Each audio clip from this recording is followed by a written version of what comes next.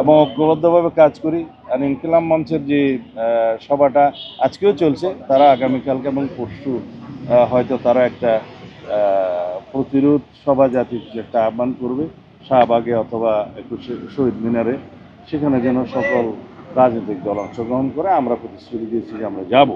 আমরা ঐক্যটা দেখাতে চাই, ফেসিবাদ বিরোধী, সন্ত্রাস বিরোধী জাতীয় ঐক্যটা দেখাতে চাই।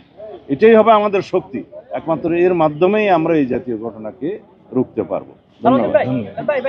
আমরা এই জাতীয় যে কোনো রকমের আশঙ্কাকে উড়িয়ে দিচ্ছি না, তবে সরকারের দায়িত্ব আছে, রাজনৈতিক দলসমূহের দায়িত্ব আছে, জনগণের সচেতনতা জরুরি।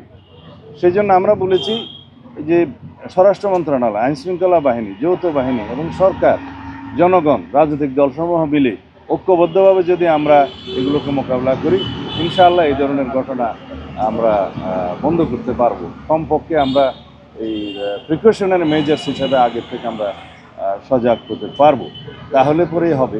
তবে এই জাতীয় ঘটনা দুই একটা বিচ্ছিন্ন ঘটনার মধ্য দিয়ে যদি পতিত ফেসিবাদ মনে করে বাংলাদেশের নির্বাচন রুখতে পারবে, সেটা ভুল ধারণা।